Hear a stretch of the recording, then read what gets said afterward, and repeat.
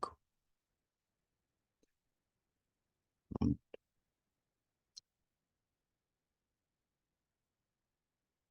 So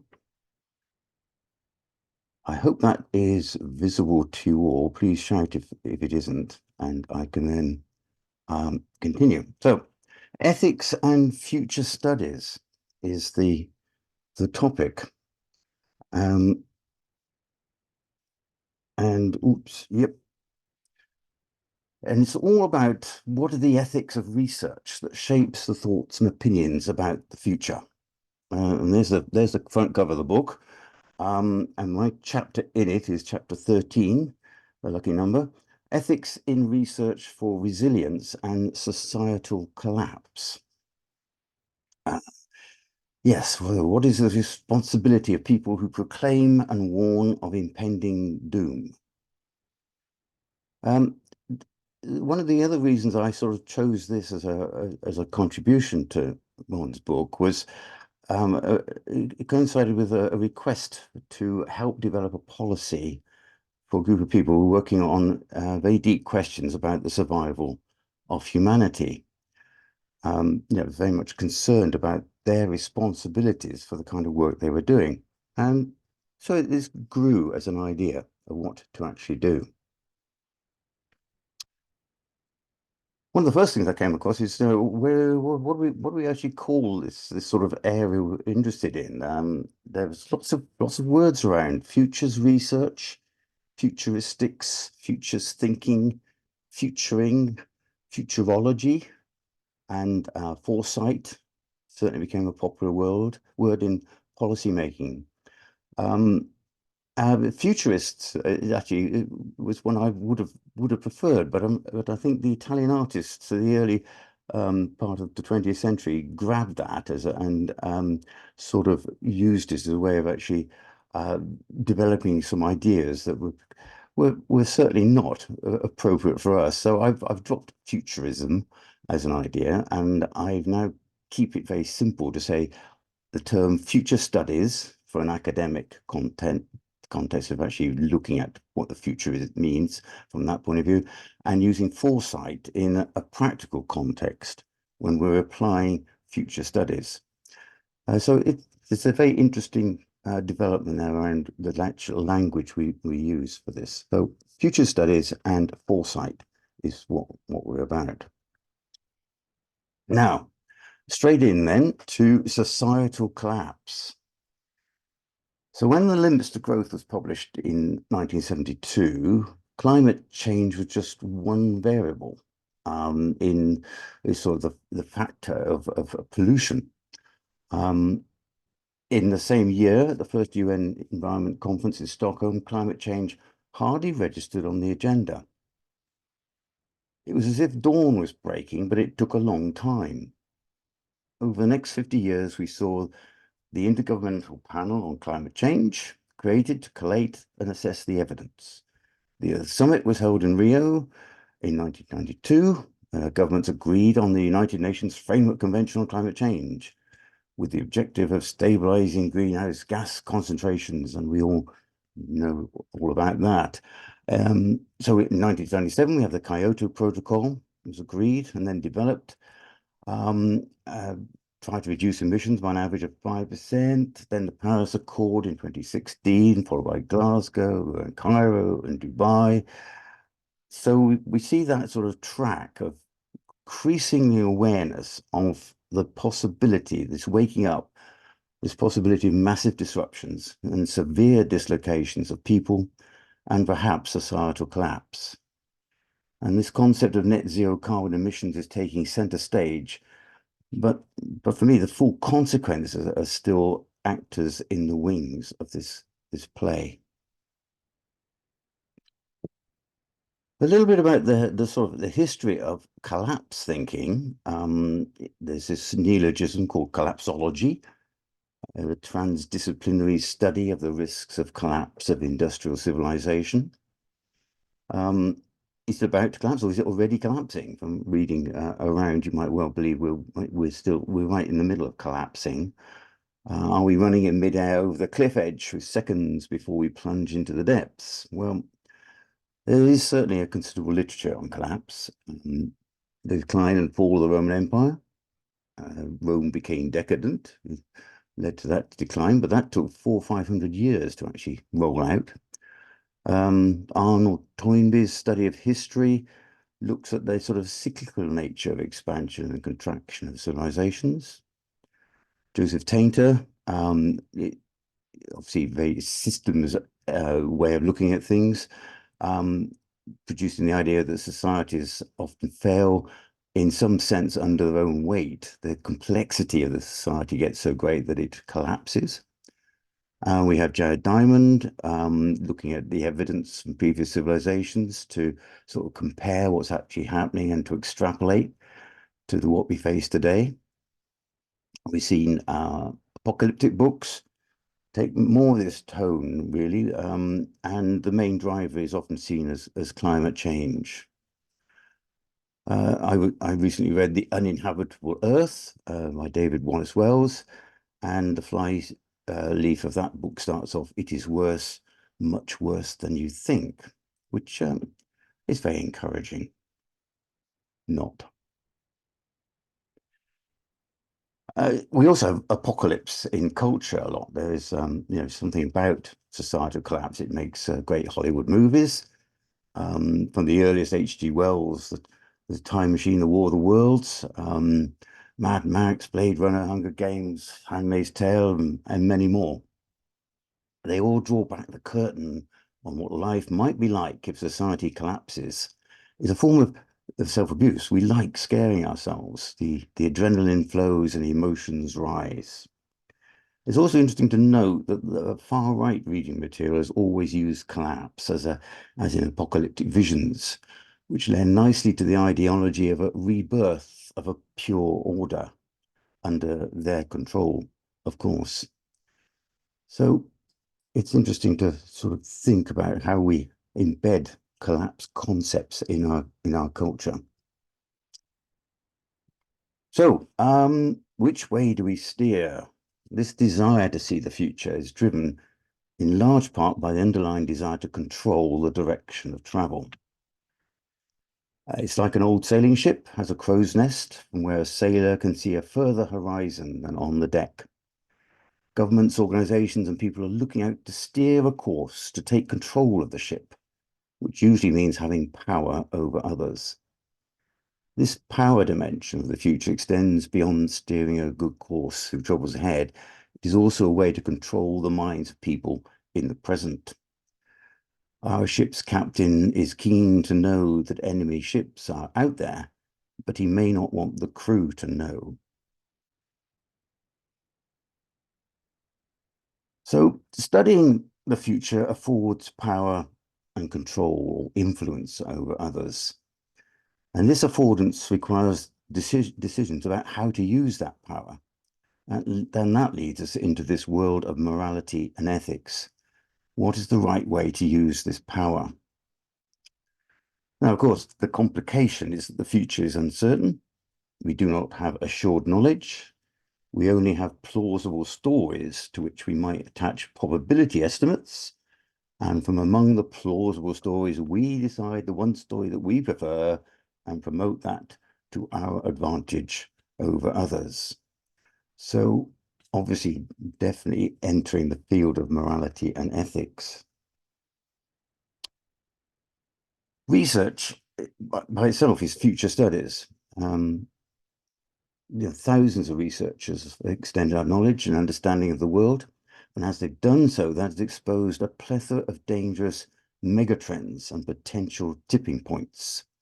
These are sort of familiar phrases to us all at the moment. And coterminous with climate change in their effects, the list of these threats heading towards us is growing almost daily. We're all very much aware, I'm sure, of the sort of the list of biodiversity loss and eutrophication, seas, plastic pollution, and so on. Many, many threats are out there. Systems thinking, we feel, certainly in the Institute, is essential as these threats are interlinked and complex. And research into these potentially existential threats has generated intense interest in thinking in systems about the future. So there's a very much interrelationship between systems thinking itself and future studies. Future studies needs a lot of systems thinking, and in many ways, systems thinking is all about future. Um, this little bit isn't in the chapter I wrote, but I came across it and developed it a little bit. That this whole concept of the hegemony, that research is not done in isolation. It is expensive and it is culturally determined. Academia, government, industry are tightly coupled in this work. And that led me to think about the ideas that Gramsci came up with around this idea of cultural hegemony, that the ruling classes of the state uses the institutions we have to maintain their power. Um, it's a hegemonic culture using ideology rather than violence and economic force or coercion. And we have this whole idea of BAU, business as usual, as an ideology prevails, and there's a divide and rule applies to produce highly siloed academic disciplines which support this cultural hegemony through research work. Um, And I know many people are fed up with me asking this question, but why are there almost no degree courses in systems thinking? If anybody's got an answer to that, I'd be delighted to know. So, power and control. The use of fear is subtle and pervasive. It is one tool in the box for political campaigning, aided often by a press who are keen for any sensational story. It may lead to discrimination, marginalization, and the establishment of the other, those to be eliminated or targeted for blame. Power and control through fear plays to the ideologies of competition for scarce resources and conflict.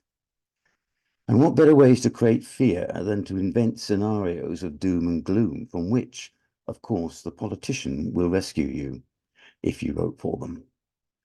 The question must be asked, whose preferred scenario is it, and whose perspective is used to start looking into the future? We also have this concept of disruption as a tool for those seeking power and control. Naomi Klein's book, The Shock Doctrine, suggests that a deliberate strategy of inducing shocks are part of neoliberal free market practices. The fear of future shocks is even cleverer in that it is all in the imagination. If research from reputable sources lends weight to these fears, then all the better for shaping attitudes and behavior. And I love this little quote. I'm not altogether fond of Mencken, but the whole aim of practical politics is to keep the populace alarmed and hence clamorous to be led to safety by menacing it with an endless series of hobgoblins, all of them imaginary.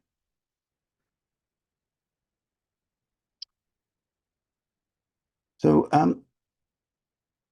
those who know me know I like these 2x2 diagrams, these quadrant diagrams.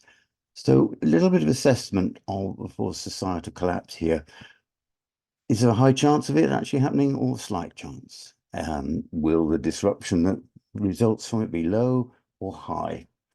And you actually sort of play with this, you can sort of see that there's a high chance of low disruption. We can just cope with that. Naturally occurring cycles of things and even possibly beneficial to adjust to resource constrained world.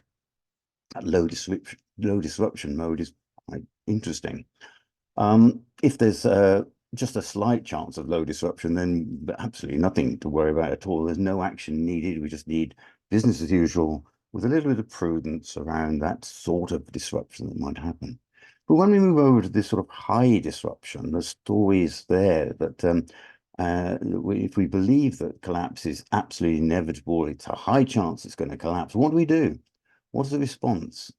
We tend to build the fortress. We look for ways to escape, even escape from the planet, or we work out how to cope with the grief, the fact that it is going to be the end. There's always this sort of slight chance of a very high disruption thing, and this is the sort of the asteroid impact or the very malicious global scale terrorism. And the question then becomes how much effort should go into preparing for very slight chance, but high disruptive possibilities. Now, the real problem is that actually what we're probably facing is somewhere between low disruption and high disruption, and somewhere between a slight chance and a high chance, which is why there's a little red star in the middle, which is probably where we're going to have to focus more on. But it sometimes helps to sort of look at the full set of dimensions of this. Dilemmas, and this is obviously where ethical thinking comes in. Much of ethical thinking is about dilemmas or even hexalemmas, Richard, I think, sure you'll know what I mean by that. These arise through the superposition of two or more possible futures that are equally desirable or undesirable.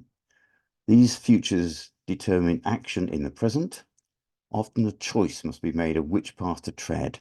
Both routes contain hazards and evils that are incommensurate. In other words, there's no set of scales that can indicate which is the better, and who should determine what better means anyway.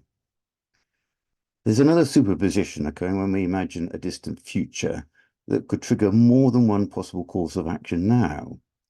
If we imagine a societal collapse due to, say, global warming sometime towards the end of the 21st century, we may induce, as we speak today, a spirit of resistance and forthright action, or we may trigger a fatalistic slide into depression, despair, and lethargy.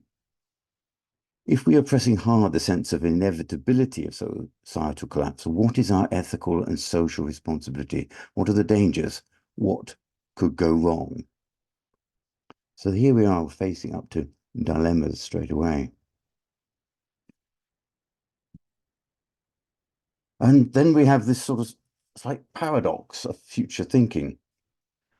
Once we've thought about the future, we can make changes now. We do make changes now. We prepare for what we imagine, which will produce a different imagined future, which we then prepare for, and so on. So you keep on changing depending on what you imagine, and you keep reimagining and changing. Form of Zeno's paradox, where we enter into almost an infinite regression of future thinking. I'm going to stop here, just give people a chance to sort of come back on any of that, if that's okay. Just to make sure everybody's still involved and thinking about this. So can I ask for any comments or thoughts at this point? Richard, you got yeah. Very interesting, Ian.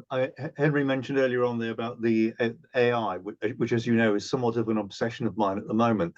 And I've just been on a webinar to do with AI and societal impacts and so on and so forth. And what struck me was the huge preponderance of everything being negative.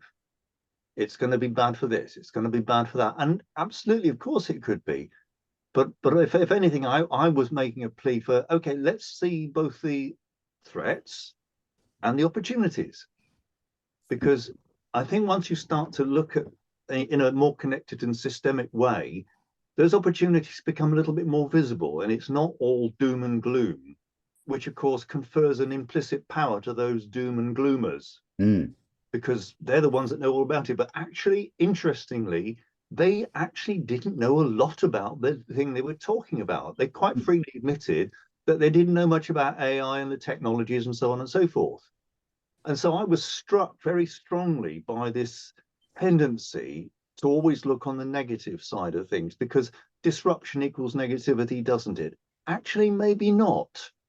Right. Maybe not. And the case in point that's just occurred to me thinking about it is that one of the implications of AI is there going to have to be a huge amount of additional energy about to run these things. And so the same power of innovation and focused investment that's going into making large chip manufacturing plants is also going to be applied to how the hell we're going to run them. Yes. We're going to need a lot more green energy. And all of a sudden, you're going to see quite a lot of investment going into the thing that's been kind of limping along and the COP and this and that and the other. I see that's an example of a positive. And I sense a need for a CLD here, Ian, to actually start to lay out a slightly more positive systemic approach rather than automatically going into the implicit, I know what I'm talking about, listen to me because I'm saying dark and gloomy things about the world. Just an observation. I quite agree with you, and I think our song that I should have been singing right at the beginning in that silence before this started, which should be always look on the bright side of life, which I think would be something we ought to adopt as our little anthem. Yeah, no, I agree with you, Richard. I mean, it's a fascinating area that, and we have we're bombarded in a way with doom and gloom ideas, and nothing being that optimistic. But then, and I'll come to it in a minute, there is an alternative to this, which needs to be looked at and critiqued very much as well. Thanks, Sam. Julian, you had your hand up there. Hi, everybody. Sorry, I was a bit late joining the meeting, and I think I just caught as I joined at around about 8 or 10 minutes after the 4 o'clock start. You were just covering Club of Rome, so I'm a little bit handicapped because I didn't see what you said about Club of Rome. But as an honest, humble water engineer, I have to say it all started going wrong with the Club of Rome, frankly. I hope you pointed out that whilst, yes, there are limits to growth based on finite resources, there are basically no limits to growth based on renewable resources, which are abundant and the best means of social equity in our society, or the realization of them. Best means of social realization. Did you point that out, or? Well, I didn't go into any great depths about that whole limits to growth, but I think there is a lot of work to be done on thinking through the effects of what the limits to growth did, and there have certainly been revisions and thoughts about it. But yeah, the sort of the way that we can actually develop our society and civilizations in the future will depend entirely on our energy sources, and unless we get that straightened out, then there is very little hope, I feel, for civilization to Well, continue. let's just take that as an example. I'm involved with one of the major utilities in the UK. We're applying a 100-year-old power generation technology to their assets on a 10-year program to produce 10% of an entire region's power generation capacity. This should have been done 50 years ago. Similarly, in Gloucestershire, when the county council looked at wind power a decade ago, they found we had 369% of our total carbon footprint available. This was a major study with major consultants, Entech. We live in absolute abundance of resources, and as you have been covering, you know, the constant scare stories that we're told all about this is what's holding us back. Yeah. And you know, again, just to pick up on Club of Rome, the coming revolution, 1991, that had the temerity of blaming the populace for these problems, ranging from lack of water through to food scarcity. Again, as a working engineer, I introduced something called the hose reel irrigator into the UK in the 70s. We were totally perplexed then why we couldn't double or treble food production in the UK just by storing stormwater and irrigating with it. I think what you're showing there, Julian, is some good examples of the effects of that sort of thinking ahead and future thinking that we need to actually be aware of, and actually and try to understand the consequences of that kind of thinking. So yeah, I hopefully I'm going to be covering that a bit in a minute. With Okay. this Shall I stop there? Because yeah, I've got plenty more. Thanks. Jim, you had your hand up next, I think. Yeah. No, thanks, Ian. Some of the points have already been touched on, I guess, but one thing that strikes me, and I don't know if anybody has researched this, but it seems to me we probably have more emergencies and crises now than we had 10, 20, 30, 40, 50 years ago. One hypothesis is that by labeling challenges or problems as emergency or crisis, it's basically an effort to attract more resources to Mm. dealing with that particular issue. I could be wrong. I may be cynical. Well, I am cynical. I'll admit to that. But you know, most of what we're dealing with now has been known about for a long time, Yep. and has been addressed, or attempts have been made to address for a long time. But all of a sudden, you know, I think it's back to a quote I've heard before around creating enough fear in the populace to get attention and hence get resources and hence do work. But if I may, I'll just put that briefly to one side. But that's a sort of a view on the environment in which we're working. It seemed to me as you were running through your materials, Ian, there were a few points that I jotted down, and as you know, I tend to work in a different kind of context, but it seemed to me, and in the subsequent discussion, actually, one of the challenges is how do you define and bound the problems that you're dealing with? Mm. So what you're describing, I think, are fairly significant, massive global problems. And at one level, we can then very quickly go down to examples like, you know, energy in the UK, or water in the UK, or wind power in the UK. Now, nothing wrong with that, but I think it's important that we are very clear when we talk about challenges, when we talk about problems, very clear about defining the boundaries within which we are choosing to operate.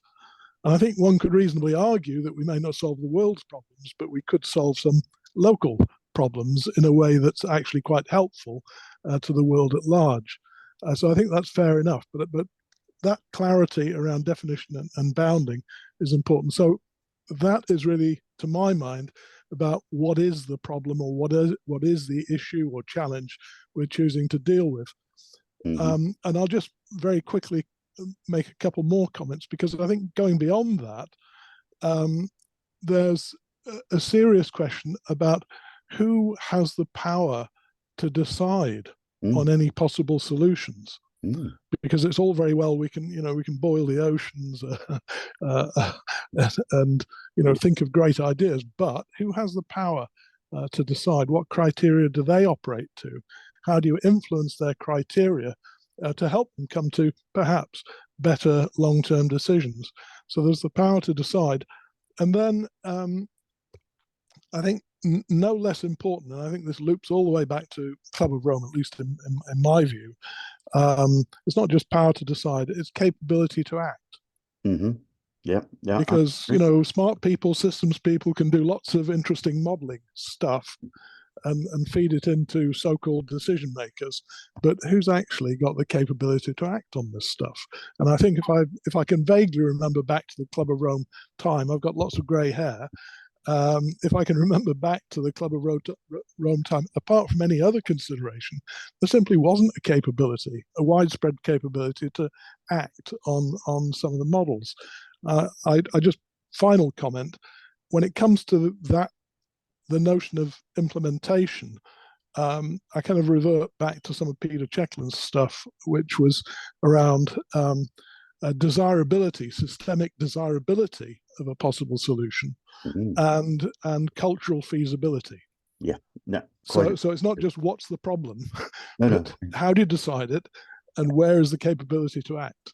Yes, indeed, and those are things we need to sort of really explore with a great deal of vehemence there, to actually see how we can get through to being influencers in many ways, to to have that sort of capability to direct where power is used.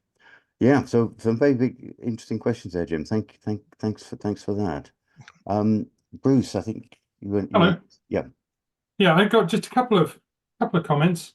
Yeah. I'm a mining engineer, so I'm coming from a slightly different angle. And first of all, Jim, I think there are just as many crises as before. They're just better publicized. I think they're just, which brings us back into your comment, Ian, about the media and who controls it. And we're kind of there's a meta level of this chapter, which I interestingly, Henry will be pleased to know, interestingly enough, I put the chapter into ChatGPT and asked it to summarize for me. Right. And it gave me a pretty good summary because I then read through it afterwards. But Right. anyway, so that was AI working. So yes, I think there are the same amount of crises, but the media are being controlled by whoever is controlling the people who own the media. That's causing a lot more of the dramatic crises where it might not have been a crisis before. And I think, Julian, your comment about the assets, the things that we can do as a mining engineer, you know, the demand for copper is gone sky high. But these are all factors which are affected by the market, which is, again, it comes back to it being affected by people who control the market. So, you know, there's a meta level of this conversation, and there's a deeper level. And also, I hope later, Ian, so I don't really have any constructive comments, I just have comments. But Ian, I hope later we're going to be talking a little bit about the global south, because, you know, we tend to look at these things as a problem from our position in the north. Yep. It's very different in the south. I mean, you've got the choice of eco-modernism or degrowth, and degrowth for me is a huge problem, because you can't start with degrowth policies in the north whilst you're letting the south catch up to then start to degrowth. You know, I mean, it's just, I do a lot of work in Africa, and it's I agree with you entirely on they that. have so far to go. I may not have explicitly said it, but a lot of this sort of thinking leads to marginalizations and discriminations, and that is often, very often, the North of it, you know, discriminating against the South, to put it very crudely. But it is often put in that way, that we look after our own first and see the rest of then as another. We don't even, and so I'm actually a mining engineer who's transitioning to a social scientist. It's an interesting interesting time for me. Right. But it's funny because the social scientists are all very anti-mining, and a lot of the mining people are very anti-social science. and at the moment, one of the biggest dangers I see in the mining industry is this ego a lot of mining engineers, mining companies have, that we're needed right now. You want us to provide the copper, to provide the cables, to provide you, to allow you to charge your Teslas. Yeah. You need us. Yeah. And yet that's why you, for example, that's why you got this surprise to the whole world. Well, I think it was to the whole world, with the huge copper mine shut down in Panama, which produced 2 or 4% of the world's copper last year. Yeah. And it was closed because of the community. So anyway, Thank you, Bruce. And I think you're opening up some really interesting topics for discussion. Particularly, I'm very interested in that copper side of things as well. So we'll come back to that. Thank you. Barbara, I think you put your hand up a little bit ago. Yeah, you're muted, Barbara. Yeah. Yes, I did. I don't know how to do the electronic hand, so I can't find it on my list where to do it, so don't worry. I had some worrying comments from the very beginning of the talk, which then carried through the sort of key points. And that is that you said you focused on future studies and foresight. Now, neither of those are actually extending themselves necessarily to future generations, because what they do is those studies are rooted in knowledge of the past that's then aggregated and put forward. Mm-hmm. It's never about taking where we are now, looking into the future present, and working backwards as a process of future generations' responsibility. And for that, they're also not particularly good at systems thinking, because if they had systems thinking, they'd have to think the system thinking not just about bits in space, but processes across time in systems. Absolutely. And that's not part of what future studies and foresight studies are about. So there is a real issue here of focusing your chapter on those two sorts of studies, which are both about looking into the future rather than also at the future and how we approach it and go about engaging with it. Yep. And I think there's a really important issue here, which you may need to have to go back to with different terminology, so as not to get stuck with not being able to get where you want to get to. Right. Applying the system thinking to make the moves. Absolutely agree with you entirely on that one. Certainly, I'm new to this field of ethical thinking around these issues, but I would agree very much that one of the most major things we've tried to get is the shift of perspective away from seeing systems as things and seeing things as processes. And that introduces inevitably time dimension, which is so important to get right. So I would certainly agree with that. Now, I'll now press on, if that's okay, and hopefully not bore you too much, but the rest of the presentation is now coming up, he hopes, if we can get it back to where I was.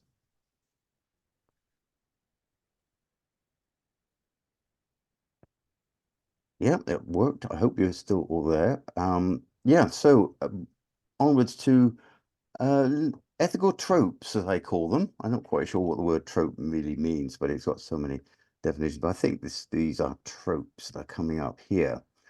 One is this sort of concept of a self-fulfilling prophecy. So by constantly singing the same song, people come to believe you. And I think that's where we were sort of talking about some of these things just a minute ago. If you keep talking about the doom and gloom, they'll actually happen. So actions are influenced by this belief that what you envisage is true, and their actions then produce that future, at least sway things towards it. So, and there's also this sense that a prediction can lead to inaction that again contributes to the prediction being realized. And here's a very simple CLD diagram, Richard. A belief of the future, actions taken because of that, having that belief, results of those actions confirm the original belief, and round we go. We can be sort of self-reinforcing belief in these things, and they actually then come true because of it. So if a significant amount of research points towards inevitable catastrophic climate change, then the temptation is to abandon attempts to reduce carbon emissions as being futile, and therefore catastrophe happens when people, perhaps concerted action, could have reduced that impact. The imagination prompts research, and the imagined is realized. So the self-fulfilling prophecy. We have Cassandra. I love the story of Cassandra. The daughter of King Priam and Queen Hecuba, she did not return the love of God, the god Apollo, and so he placed a curse on her so that no one would ever believe her true predictions. And we feel that many people who spend their lives exploring environmental issues feel that they are like modern-day Cassandra. They predict catastrophic global warming or the end of civilization as we run out of energy, or in certain cases run out of copper, but nobody seems to believe them. If they do, then they find a way to pretend it's not true. If Cassandra told the truth but nobody would believe her, then an anti-Cassandra is somebody who always tells falsehoods, but everyone does believe them. And unfortunately, as the last few years maybe have demonstrated, we now cynically consider most politicians to be anti-Cassandras. We believe them, usually because they are telling us what we want to hear. And I developed this sort of Cassandra matrix of, of ideas here, where, you have things that are true or false, and we either believe them or we disbelieve them. And we all want to be somewhere where we are told the truth and we believe it, and that's where, that's the good thing to be. Whereas often we get false things given towards us, but we believe them. Sometimes, we have true things and we disbelieve them, and that is the Cassandra problem. So we all want to be in that top left-hand corner, where the truth is always told and everybody believes it, but it actually by itself can be quite a dangerous place. We're applying classical logic where things are either true or false, when in practice we should use some kind of fuzzy logic where things are to a degree true and false at the same time. We live in a world where most facts and ideas are something like 90% right and 10% wrong, sometimes the other way around.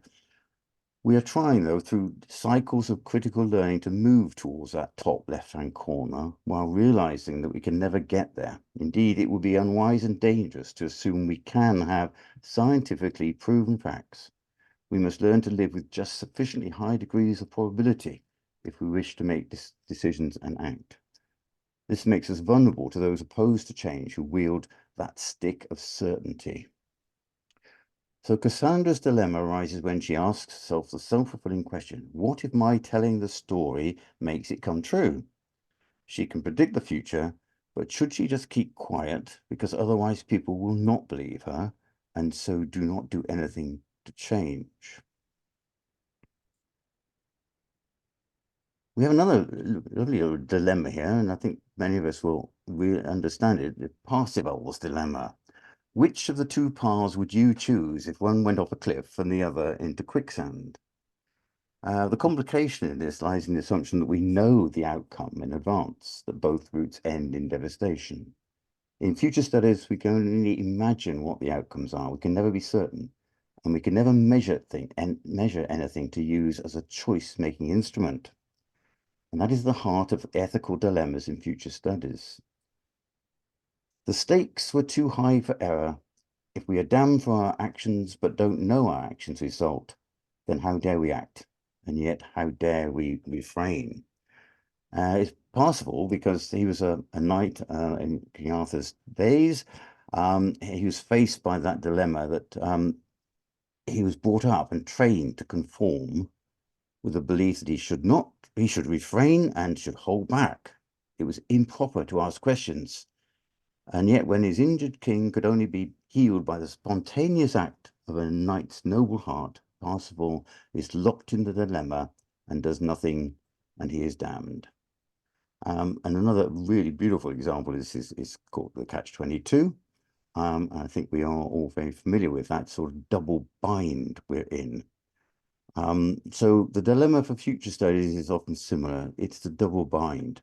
If we are damned for our prophecies, but do not know the effects of our prophecies, then how dare we prophesy? And yet, how dare we keep silent? So I think Parsifal's dilemma is a really interesting one to work with when we start thinking about the ethics of future thinking. We've all heard the precautionary principle. It's a form of classical Hippocratic oath. The idea of first do no harm. If a course of action may lead to harm to humans or the environment, then we should take precautionary measures, even if we do not know the full consequences. The proponent of any action should bear the responsibility to provide the proof of no harm. The precautionary principle came to prominence in the environmental movement during the Earth Summit in 1992. So it's an interesting, very interesting thing to work with. It's almost a negative approach that avoids everything not known to be safe. And so it raises the question, should we retreat into this ultra safety and miss out on learning, sometimes from making mistakes? In future studies, the precautionary principle can become the goal. Effort is placed on imagining possible damage, and research is directed towards this with the aim of forestalling action, all action. The opposite is to throw caution to the wind in the claim that we are addressing problems that are not being solved by direct means, so we must adopt innovative ways Otherwise, we will slide into, say, crippling climate change and the potential collapse of societies. So, lots of interesting ideas and thoughts around the precautionary principle. The ideology of violation. Should we tell? So if in our studies of the future and our research, we discover or imagine a possible way to attack society, to disable vital systems, should we keep quiet or should we broadcast the idea? Well, the ideology of violation is a term devised by Jaron Lanier to describe the belief that discovering and making public ways to attack society will make society safer. That we should indeed tell, but more than that, we should deliberately research into all possible ways to damage, disable, or destroy our systems. We should violate what we consider holy to expose its vulnerabilities. Now, those who disagree with the ideology of violation said to subscribe to the opposite idea known as security through obscurity. Society is safer if we do not tell, and safer still if we do not imagine these possibilities and we do not research into them. So what are the ethics of research to find vulnerabilities? Is uncovering vulnerabilities doing more harm than good? And in many ways, this is at the heart of resilience thinking. The concept of horizon scanning and scenario development is to dream up possibilities and to extrapolate weak signals, to push the boundaries of possibility, so that through imagination, society can be better prepared for change than it is now. But do we stimulate bad future possibilities? There's some interesting arguments against this concept of violation. Ideology of violation is, we're diverting effort. We're wasting our resources looking for more ways that society might collapse when we should be researching into the concerns we're sure about. That's kind of weak argument against it. More strong argument is it creates division. Having discovered or imagined a threat, we need new laws, new controls, and these can lead to discrimination, marginalization, conflict, and polarization of society. So this is a very interesting comment about very contemporary issues around artificial intelligence at the moment. We are imagining threats and we are thinking about new laws and controls. What's the effect of that going to be? The arms race looking for vulnerabilities, this is a technical term for this, is seismogenesis, where our published discovery incites others to look for the vulnerabilities in our discovery, generating new vulnerabilities and deeper and subtler in a never-ending battle of hacker versus protector. So this sort of arms race that develops around looking for vulnerabilities, you could say, well, if you believe in the ideology of violation, it's great because we're uncovering more and more and more ways we could be under threat. But consider creating novel life forms or diseases just so we can understand what some malicious agency might do, so that we might counter them, detect them doing it. In our pursuit of this knowledge of what others might maliciously do, we may discover some new and highly dangerous knowledge or even technologies. If these get out, then what? Should we do them? Should we not? Should we lie? Conspiracies. There are lies, damn lies, and statistics. The researcher and futurist can affect change by what they say.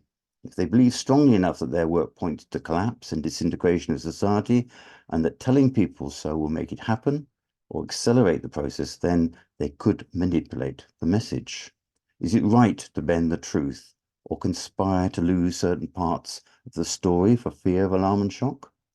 Or should the principles of honesty and truthfulness always prevail? Otherwise, we descend into an assault on integrity and democracy. We enter the world of fake news, social media manipulations, constant lying, and loss of trust. So there are different forms of ethical thinking, and there's one called the deontological ethical perspective, and the idea, often embedded in words of Kant, this all practical principles of right must contain rigorous truth. This is because such exceptions would destroy the universality on account of which alone they bear the name of principles. So there's a very strong feeling there that you've got to do things which are right. However, consequentialist idea. It's the opposite. It's different to that. It says we've got to look at the enormity of what societal collapse might mean in this case. Whether something is right is by what its consequences are. So adopting conspiracy falls right into this debate between doing the right thing and looking at the consequences of it. Now, this is another dilemma here. Should the tone for future studies be pessimistic, which I think we've touched on already? Should we stop doing and retreat, or should it be optimism? Keep doing, because we must get through this. We will get through this. In the face of societal collapse, and so that we can build resilience into our systems, there is a strong argument for an optimistic framework. Otherwise, we fall into the self-fulfillment of a negative story where we are looking to escape rather than looking for solutions. There is a growing school of positivity. There's recent books by people like Steven Pinker, Rosling, Matt Ridley, William Macaskill, and lately Hannah Rich's new book, which I haven't read yet. Their argument is that we are far better off materially and more equal and long-lived than in any previous generation. Everything that seems to be driving us to the edge of the cliff is also making things better. Can that better save us? Now, this is where we come to Evel Knievel's dilemma.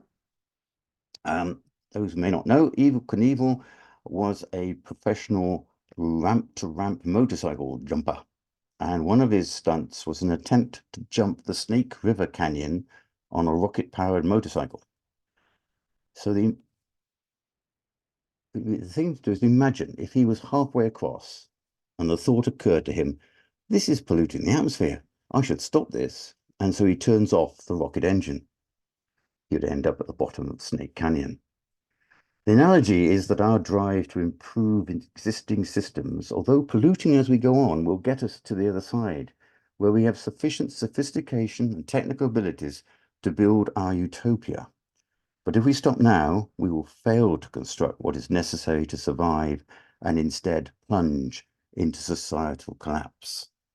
So that's the Evel Knievel dilemma. I hate to say it, but unfortunately, Evel Knievel didn't quite make it across the Snake River Canyon, and he did end up at the bottom quite safely as a parachute attached to his rocket. Future generations. We've mentioned this already. So we have that sort of declaration of responsibility to future generations. We have this huge responsibility in future studies to fully explore and imagine the possibilities that might lead to harm to future generations. Thinking about the yet to be born, the future of humanity, and our purpose on this planet creates an immense context for ethical thinking. When we consider who is affected, who is neglected, and who is rejected, we must expand the framing of questions to include those who are yet to be conceived as far out as possibly can. This is just a quick little bit here to sort of bring in the sort of different types of ethics. This is one very much around the way that research itself is conducted. And we have 7 categories. To go through this quickly, we have respect for persons. This is when we're doing research with involving people. We have respect for persons, we're protecting those with diminished autonomy. We need informed consent and openness, confidentiality and data protection, personal securities, conflict of interest, we mustn't exploit people, justice, it must be fair and unbiased in our behavior, integrity and trust, we must have this sense of reliability, and beneficence and non-maleficence, providing benefit.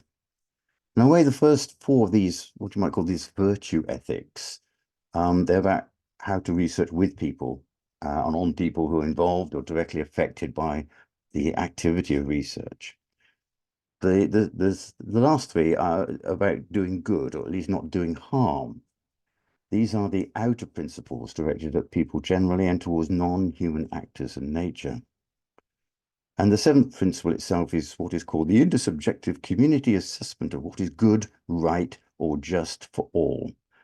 This morality principle covers societal norms about right and wrong. So this is the sort of classic approach to research work where you often go through a little bit of a tick box exercise to make sure you're doing all of these and you're absolutely obeying the rules of the game. Setting the research agenda. Researchers cannot predict exactly how their work may be abused or misused, both in the near term and the distant future. This is especially true if the abuse arises from a combination of knowledge that produces something unimaginable when the research was started. An example there is that lasers and drone technologies themselves both have very benign uses, but put together and you have a very frightening weapon emerge. Another issue is that research is fragmented and responsibilities are spread across partners and even countries. No one can control the application of the research output. The responsibility is institutionalized. The clients of research cannot avoid responsibility, whether that is in the private sector or government.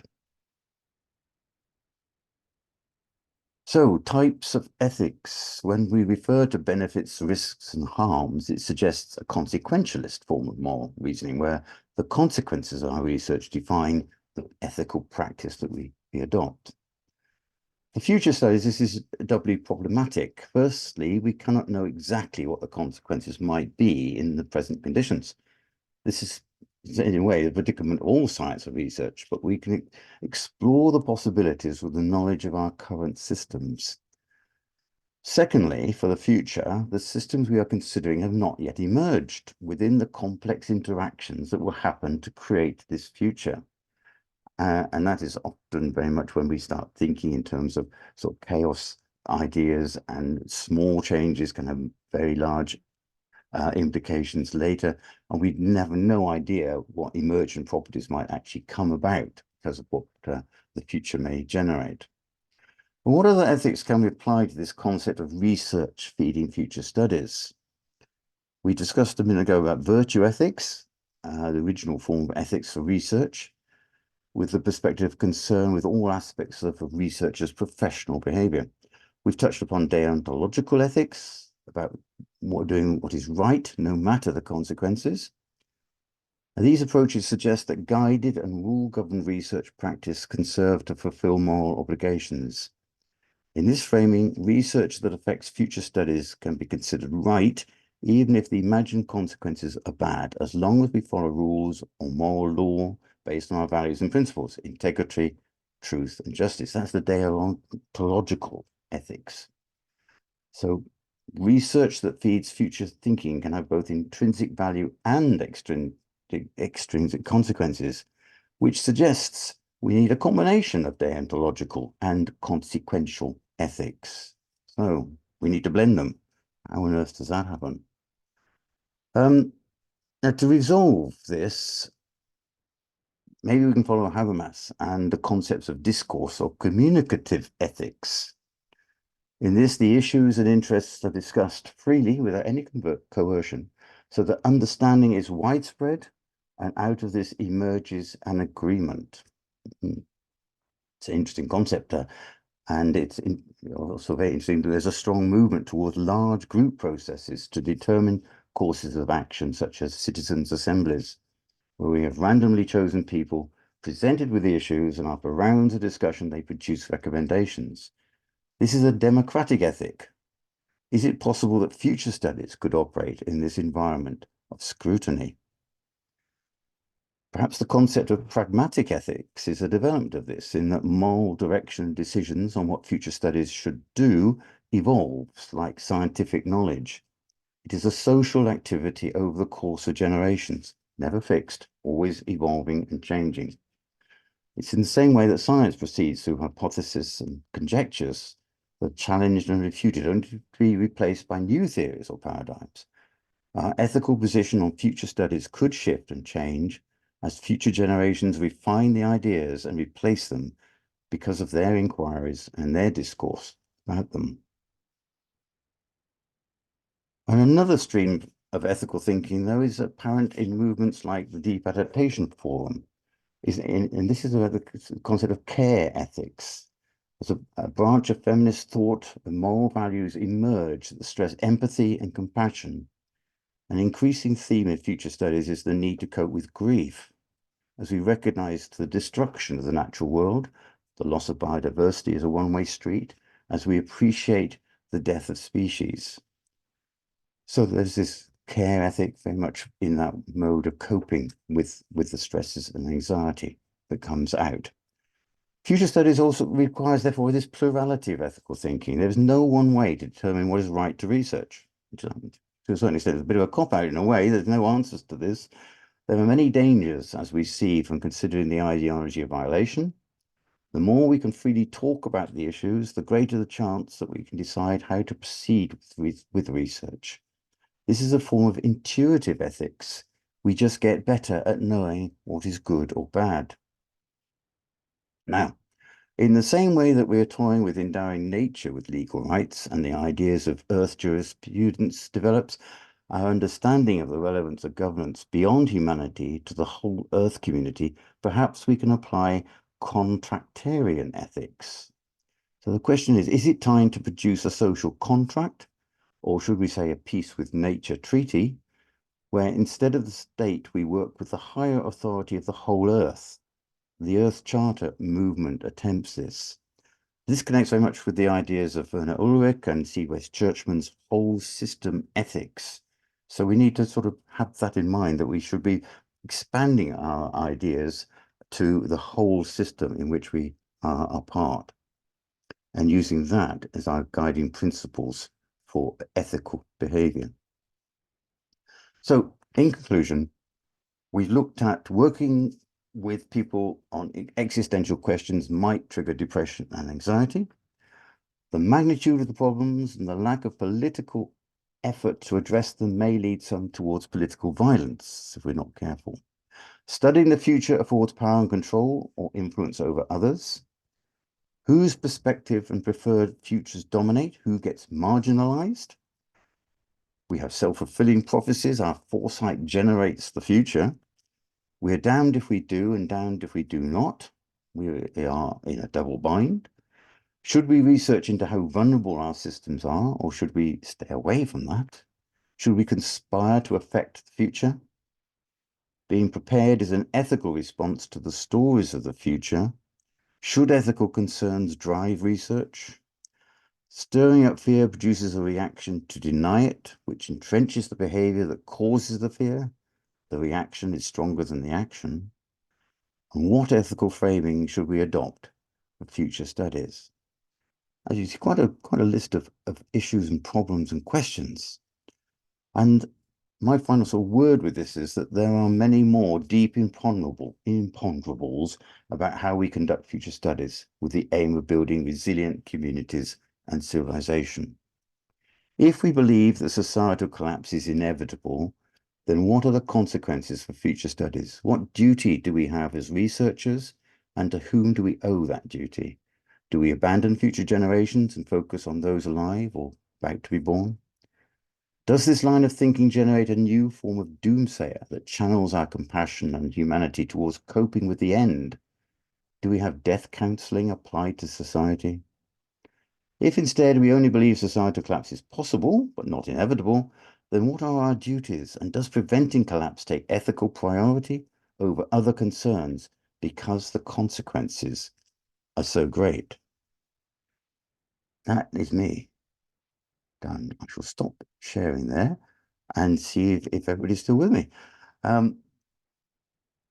Thank you. That's where we are. Just to see what anybody thinks about those, maybe some of those ethical tropes. Yeah, Jim. Well, apologies if I'm not picking up directly on the question you raised, but I've been furiously jotting notes.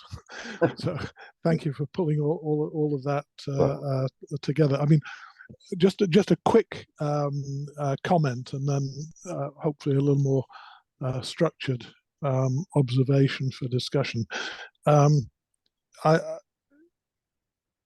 Individually, I'm sure everybody here on this call is extremely well-intentioned, but I'll declare for myself, and I suspect for others, not one of us is unbiased.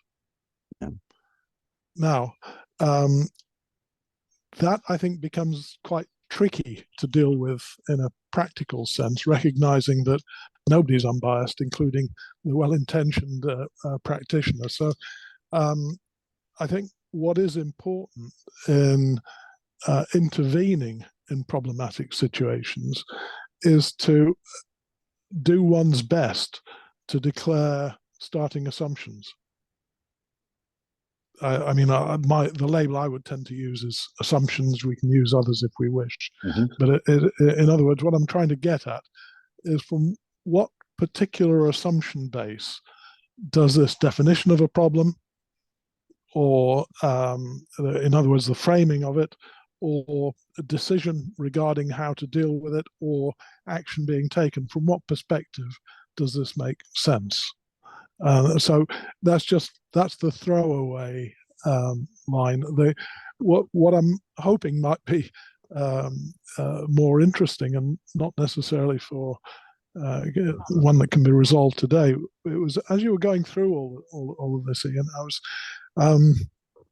it provoked me to think that once upon a time, our present, in other words, today, for everybody here, was a possible future. Yep. Now, if we just hold that idea for a moment, what I wonder is who, if anybody, anticipated this particular possible future that we're now experiencing, and how, if at all, did they decide to create it and to take action to deliver it? And you know, if we can imagine that for a moment, so we just play with that thought. If you can build that picture, my question really is, what should we do differently now to do a better job for the future? We kind of touched on Club of Rome, which I thought actually was not a bad piece of work at the time, but it was within a particular set of assumptions and a particular set of boundaries, and we've got them now, but we may not be totally aware of what they are. So I hope that makes some sense. It's just it's kind of what can we learn from what hasn't worked too well in the past, and who really anticipated this future that we've got now? Well, yes, and in a way, there's a sort of a lot of fuzziness around that, isn't there? Because nobody could have predicted exactly that. It's just that rough parameters of the kind of place we're in. It is really instructive to go back over what was written in the past about where we might be, and some people got it right, some didn't. And it's quite interesting in a way that there's this sort of concept of the super forecaster knocking around, where people are sort of measured as to how accurately they can actually forecast the future, and they sort of feel that they can get better and better at it. But even those seem to be pretty ropey at getting an accurate picture together. So I would imagine that nobody imagined anything like the kind of future, the present that we have, which was their future. Apart from one, and I always come back to this one. It was written way back in the early 1950s. There was a science fiction story that that basically said that the main thing that everybody in every society wanted to do was to win the opportunity to have a headset put on their head so that they could be a part of a completely different identity and never have to do anything else but live in a fantasy world.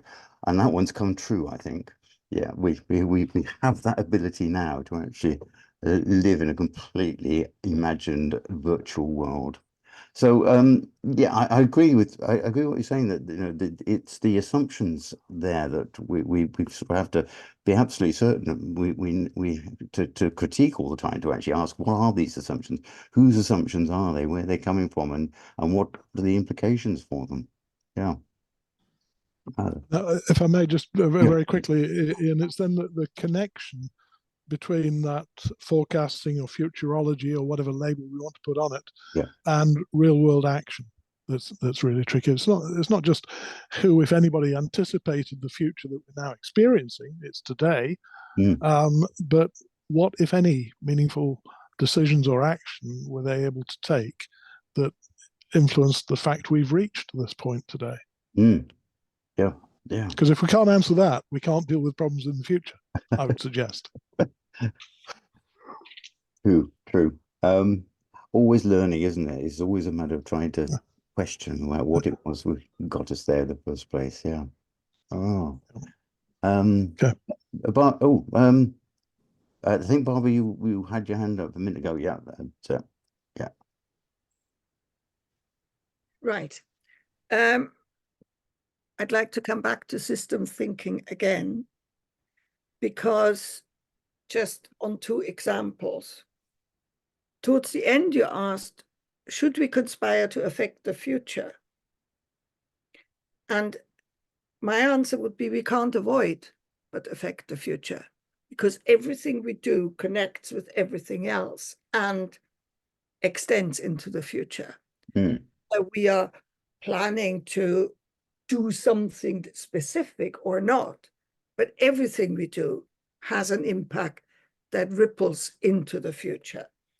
And the other bit about system thinking that was important to me, that really there aren't any either or choices, because they're always, the choices are multiple and they're layered on top of each other and mutually implicating, and isn't part of the task of using system thinking that one shows what happens when they're overlaid and when they're mutually implicate, and when we can't separate out anymore, should we do this or that? Because the choice is never one or the other, but multiples of all impacting on each other. And it's a question of trying to get on top of it, how not only they're stacked, but extend over time, and how it matters what time frame we put on it when we look at it. You know, what scales do we apply, and how the scales themselves have different effects on what we see. So I would like more starting always, or bringing back in the systems thinking as the paper progresses, because it gives you very different questions, I think, than the ones you were asking. Yeah. Yeah. Do you know what I'm getting at? I think I do. I mean, for me, there's a sort of the systems thinking approach at one level is a way to sort of explore more the consequences and the sort of the way things might play out if you start using different assumptions about the changes you could make to it. In a way that sort of helps sort of clarify things, and certainly if you were to adopt a consequentialist point of view, you sort of see more and more what the outcomes might be of that. But it's then the question, you know, are we going to stay sat in that position of evaluating consequences and comparing consequences of different actions in a way that we've done it better because we have done a systems thinking process to get to that? Or are we still in the same position of trying to work out, well, what is the right thing to do, irrespective or in combination with, should I say, with the consequences that we can see? So that's you know, it's sort of taking it that level up above the sort of the systems thinking processes involved into that bigger realm, which again we could apply a systems thinking technique to actually. I'm not quite sure what approach you'd use, but it would be definitely looking at that level above the actual context of the problems we're involved in. So I still find myself incredibly confused by this whole area of trying to work out what is ethically the right way to go with some of these things.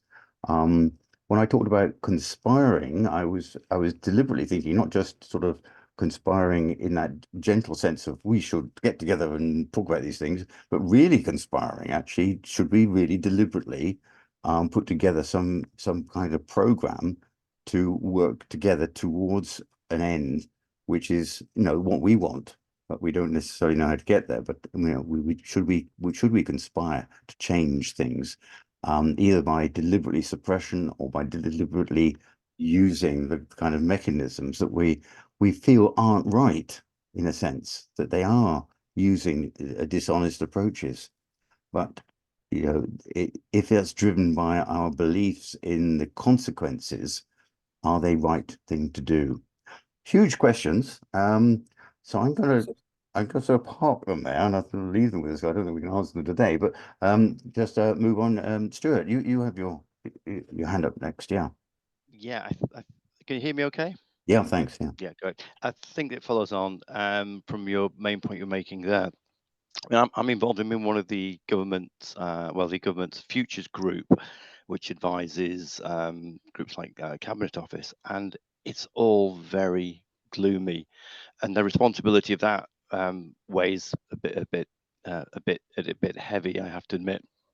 So this isn't really from a philosophical approach I've come up with. It's almost a gut feeling. I do think we're almost obliged to come up with the positive images of what the future could be and work back from that. So in my area of work, we do that in land, water and energy and food management, and start to imagine systems, you know, what would happen if it all worked out? Okay, what would a really good future look like? And then start exploring backcasting from that. And that's a social process, because that involves lots and lots of people. And goodness knows society, particularly the youth today, really needs some positive views of the future to aim for. There's just too much gloom out there. But what's really interesting when we start to do that backcasting on how can we get towards that, we looked around and we realized that there are examples of what we consider to be the future all over the world. We kind of come to the conclusion that the future's already out there. It's just very patchy. It's just not evenly distributed. And I think this feeds into what Hannah Ritchie says in Not the End of the World, which is I'm quite a fan of the book, I must admit.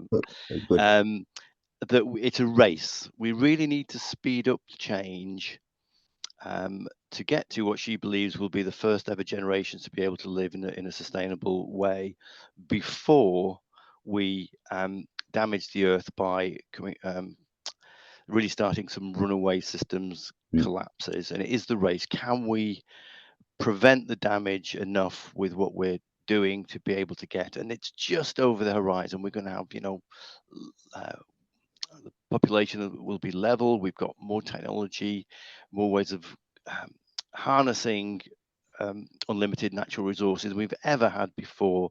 And I think it's a requirement on us to start to build those positive images, and I say us, for society to build those together. And I think that's really powerful. As Einstein said, it's imagination is far more important than knowledge. And in my experience of working as a policy advisor here and in Europe, it's imagination that's really lacking here more than anything, because there's some fantastic people doing some incredible things across the world. Anyway, I've said enough. Thank you very much.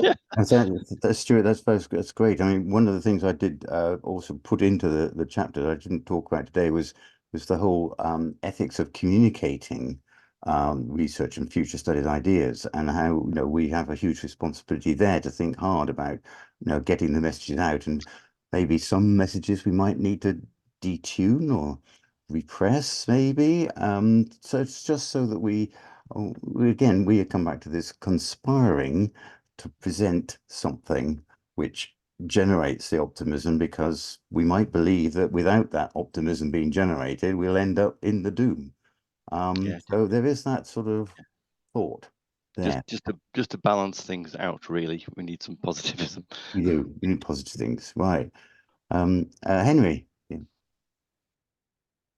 Yeah, before I go on to my point, what was that book called, Stuart? It's not the End of the World. It's Hannah Ritchie. It's one of the ones that Ian referred to in the long line of Yeah, I haven't read it. Positive Yeah. thinking. It's on my list, on my pile. It's not perfect, but it helps. Thanks for that. Yeah. And yeah, thanks Ian for making my head hurt. Sorry about that. No, it's really interesting to think through all of the ethical dilemmas and everything. I was just linking it back to a book that I'm reading at the moment that probably everyone's already come across, but Active Hope by Joanna Macy. And I was thinking about inertia of action, and she has a really good example. I think it was an experiment that was done where they had people doing examination paper or questionnaires in a room, and they started bringing smoke into the room. And if you just left it, if they were there on their own, they left immediately. But if there were two other people doing the questionnaire, they stayed for longer. And if the other two were actors who stayed there, the room was pretty much covered in smoke before they actually left. Yeah. So as you were talking, there was a kind of social inertia element that I was thinking about, where the more of a critical mass there is, the more we're disinclined to act, because we don't want to be the ones who look like fools, who are the first ones to make the move.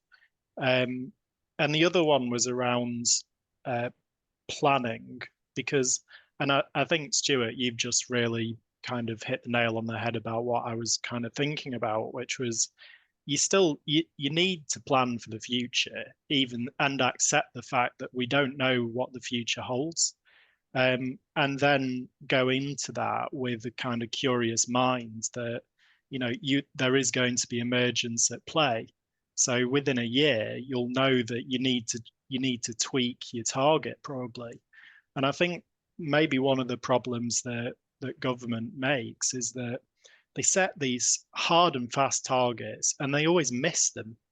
And it's like, I always wonder, and Stuart probably knows this better than I ever would, but they never seem to have any consequences for missing targets. It's just, oh, they missed this target. And I don't know what is on them for missing them.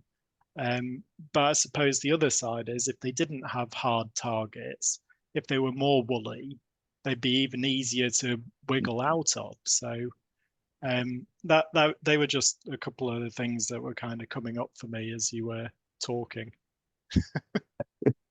Right. Yeah, that's interesting. That whole debate around targets is one that we could have a session on that alone, I think, which is really interesting, that the value of them. And I hadn't really thought too much about sort of the ethical side of that, but there is a lot of ethical thinking around setting targets that we ought to be wary of. Yes. Maybe it's because we're also always thinking about the future, and so if people miss a target, it's in the past, isn't it? It's yeah. But yeah, very interesting talk. So thank you, Ian. Thanks, Henry. John, if you're pointing your camera at me in your lovely picture there. Are you there? Yeah. Hello? Hi, John. Hello, my touch screen isn't being very responsive. Right. Apart from Ian just briefly mentioning a science fiction story in the 1950s about earphones and virtual worlds, and you can't see me, but I've got earphones on at the moment. I think one of the interesting areas in future studies, although you might not necessarily refer to it as research, is speculative fiction. And I think what speculative fiction is able to do is talk about the types of world in very wide and general imaginative and emotional terms that we possibly would like to inhabit, and worlds which we want to avoid at all costs. I think speculative fiction is often sort of undervalued, and it can, even though I think it's often a barometer of our times in terms of what is actually being speculated upon. And in this regard, whether we're talking about optimism or pessimism or realism, what strikes me as interesting is that at the turn of the 19th century, 20th century, there was quite a lot of utopian fiction being produced. And that seemed to stop around about the First World War, with a brief flurry again in the 1970s. Since the 1970s, a lot of speculative fiction has been purely negative. It's been about dystopias. It's extrapolated from the world as we're living in today and saying, well, this is where the world is going to if present trends continue. What is lacking, I think, is really any significant works of utopian fiction, which suggests to me a lack of hope. And I think one of the reasons for that is, even if there's a great deal of scientific and technological research and innovation going on, what that's often directed towards is ensuring that our present way of living, of producing and consuming, more or less continues the way it is. And it is that way of living, consuming and producing which is the root cause of our present problems. I think I'll leave it there. No, it's interesting whether is there some kind of correlation between that sort of style of speculative fiction and the sort of economic prospects and the sort of zeitgeist of how people feel. And so is it a reflection?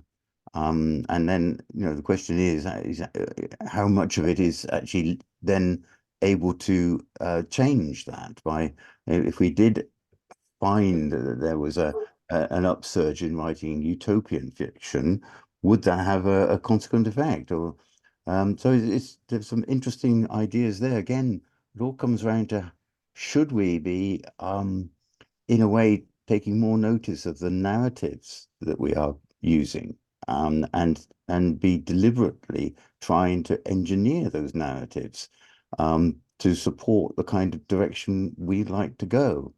That's an interesting thing. I think I'll maybe just ask Julian for his quick comments before sort of winding up on that note. But Julian, have you got a thought there? I'll be as quick as I can, but I do have a lot to say, so I'll get through it as quickly as possible. I want to go carefully. When I heard that Stuart does policy process work for the government, I decided a little bit of temperance in my comments, but certainly to pick up on his key point, the solutions are out there, but they're patchy. Why are they patchy? Well, bluntly, because corporate vested interests have obscured them. In my experience, others may have different experiences, and we've got this wicked echo chamber, much of which has been led by organizations like Club of Rome, sending us off in the wrong direction. For me, with my work in the water and agriculture sector, I find the whole terminology around resilience offensive. I can't see it as being ethical whatsoever. Not enough time to explain how and why, but just to touch on some of the reasons. Just to go back to that issue of flood that I mentioned earlier, all our local authorities have an obligation to protect us from flooding. I've done a lot of the catchment planning work around this. It really isn't difficult.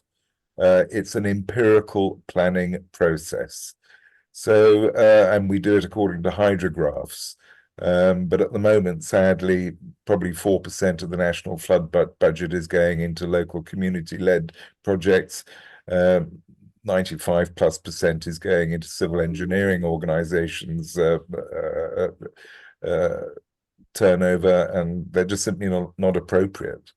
So if every individual landowner were given the right to retain rainwater on their land, we would very quickly fix flooding and double or treble food output. And this is a model, we're talking about the South, that is globally applicable. Of course, the precautionary principle applies here. Drought the same, public health. You can't have resilience to these things. They need to be resolved. And we just need to focus. If there's any confusion, we just focus on such critical risks. Those patchy solutions can be defined. They are best, least cost solutions that we all have a right to. And these comprise our climate and other wider social rights. I'll stop there. Thanks, Julian. And thank you, Ian. Thank you. And it, you know, I guess I need to write this up. I'm not a writer. I'm just out there trying to push this in various projects. So anyway, thank you. Right. I think that sort of really does exemplify the sort of the different perspectives on this, and the fact that you know, we live in an extraordinarily complicated social world, which has huge consequences for the environment that we need to work with. What I'd like to sort of just finish off with is just a thought about the fact that we are, as I often call it, an odd bunch of folk trying to work with this the concept of social and environmental justice, trying to push forward in little ways the boundaries of that. And we do get involved in research projects, and we do a lot of projects that not necessarily you might classify as research, but which it comes to the thought of, you know, that we talked there a minute ago about the sort of the narratives that we put out, and we do try to communicate out as much as we can. We should do a lot more of it. I know and hope we can address getting out our message more and using a bigger voice.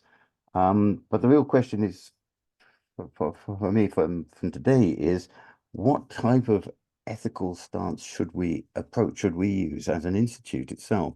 How do we sort of get to understand the dilemmas and the problems and the consequences of everything? And what should we sort of incubate within the institute as an ethical position to go forward with? So I'd be, you know, very happy to continue this discussion and to sort of help define that more and more as we go forward, so that we can actually maybe make a little difference somewhere. So if everybody's happy with that, I would, you know, thank you very much for bearing with what is somewhere halfway between a sort of a lecture and a heavy deposit. I think somebody said in the comments there's only at a gym.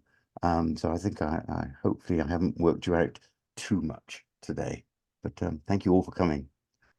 Yeah, and Thanks, Ian. look forward to the next time. Thank you. Cheers. Thanks, everybody. Take Bye, care. everyone. Yourselves. Bye. Well done. Thanks, everybody. Bye. Cheers, everybody. Thank you, Ian. Bye.